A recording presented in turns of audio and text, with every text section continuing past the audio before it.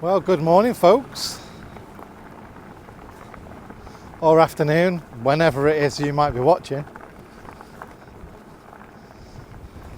It's a tad on the windy side, but there are some blue skies about to form. Ooh, fight in the wind. Get to do some off-road and exploring.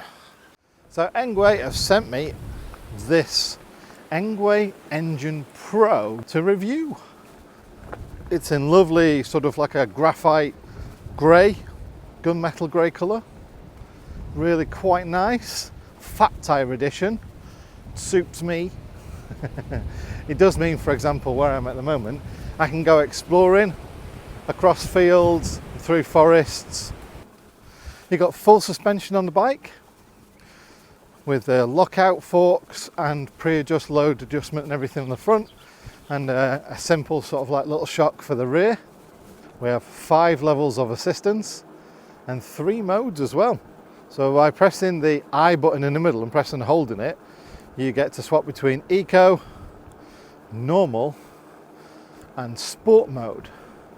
Obviously I'm in sport mode right now because, you know, why wouldn't you be? One thing I really do like about Engwe's sort of electrical software assistance modes are that each mode has a limit, as in miles per hour, that it will assist you. So for example, level 2 only goes to about 6 or 8 miles an hour, level 3 about 12 miles an hour.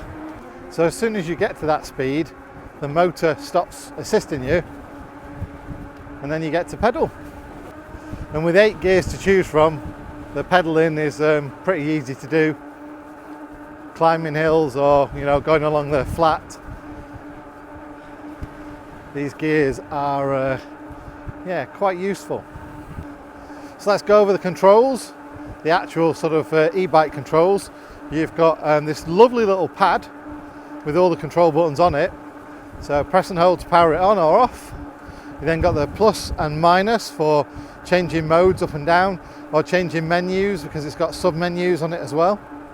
Then over on the right hand side you have got the lights, turning the lights on and off, which also dims the display. So it really is a great bike for off-road, but on-road, yeah, it's so smooth. You'll easily get sort of 20-25 miles an hour of pedaling. Obviously depends on which assistance mode you're in. I've been on now for around about an hour and 10 minutes on this particular ride, and like I say, the seat is probably the biggest thing that lets it down. It's too squishy.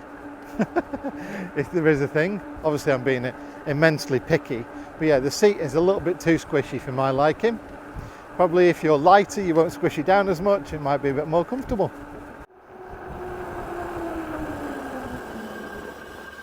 Brakes work really well.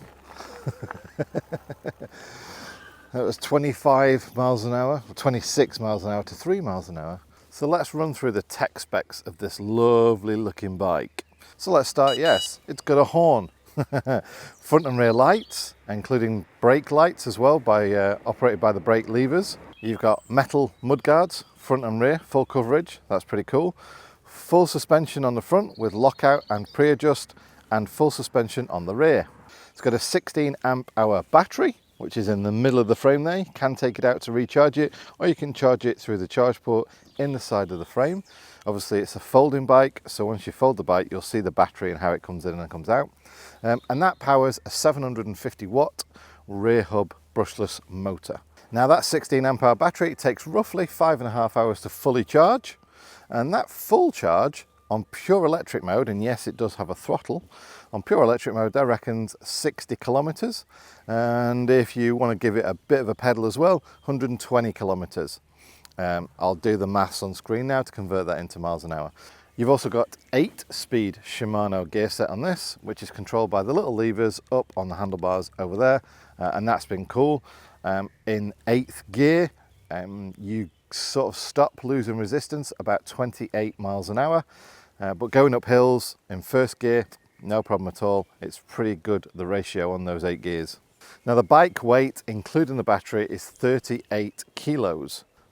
So you've got hydraulic brakes front and rear with 160mm discs.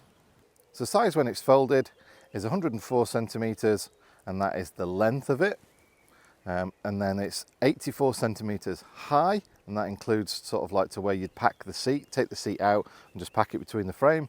And then you've also got 55 centimetres width, which is kind of like side to side. Like I said, the pedals do fold as well, so you can get it quite a tight little package on there.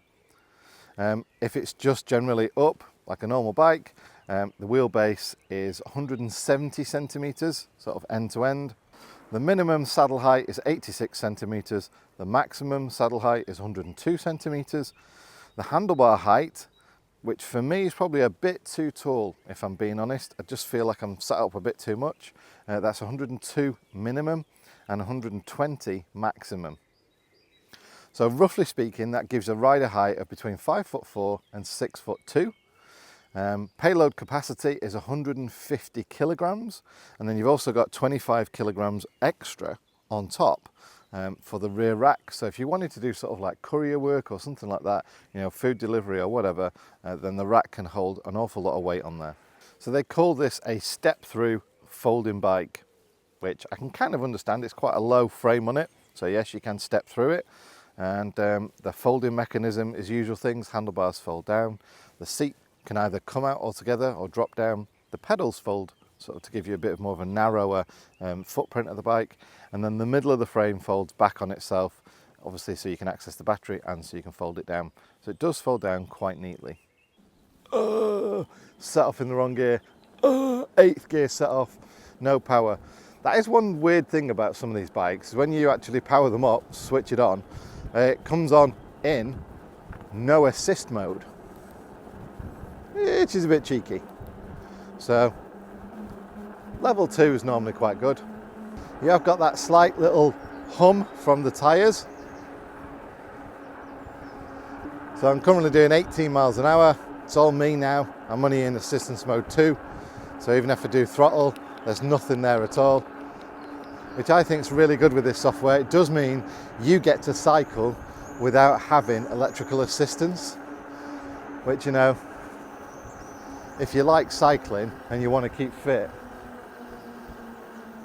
then that is the best way to do it. You get a bit of assistance to get going, like now. Well, actually no, because I'm doing 13 miles an hour, so I won't get assistance. Yeah, so for me, I like the way that Engwe does the software. Probably said this before, but essentially what you get is the ability to set a speed, knowing that the assistance gives you a boost to that speed, either throttle or pedal, and then once you're at that speed, then there's no power assistance. So makes the battery last a lot longer, and you know, it keeps you fit as well, in all fairness. So I know a lot of you ask as well, what's its top speed? So let's go up to level 5. I'm going to pedal. So I'm in 8th gear now. And in level 5, the motor doesn't kick off.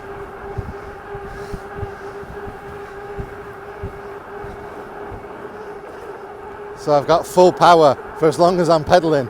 As long as I'm moving the pedals, I've got full power. 25, 26 miles an hour, 27, 28.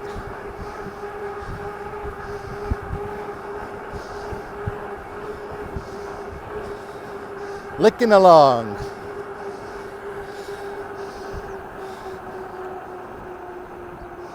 And what will it do on throttle alone? Yeah, about 25 on throttle alone.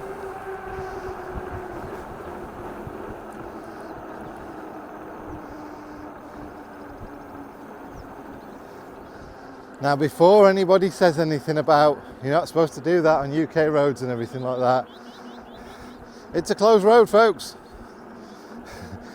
I'm in the ultimate farmland area. So I think this is used part of an airport access or something else like that. There's a grass airport sort of thing over there. Yeah, so overall assembly is quite easy, and maybe sort of like, you know, 20 minutes from getting it out of the box to getting everything ready, putting it on, setting the handlebars in the position you like, putting some air in the tyres, and off you go. came with about 12% charge in the battery. So that was another step to complete, give it some charge. So as usual, if I've managed to secure any discount codes, they'll be in the description down below. I do believe they've got a sale on at the moment, which is why I was sent this older model. There is a brand new version of this bike out at the moment, version 2, which I believe is a little bit better, but they sent me this older model probably to help them get rid of the old stock. Nevertheless, it's a nice bike still. So yeah, grab yourself a bargain and get in the video description down below, find the link and the offer code, and I think it's about 500 quid off. I think that was the link that I saw earlier today come through, was 500 quid off right now. So yeah, go grab a bargain, because this is one hell of a bike for everything that you get, all the spec and everything else. So yeah, thank you so much for watching, and I shall catch you on a future bike review. Take care folks, see you then, bye.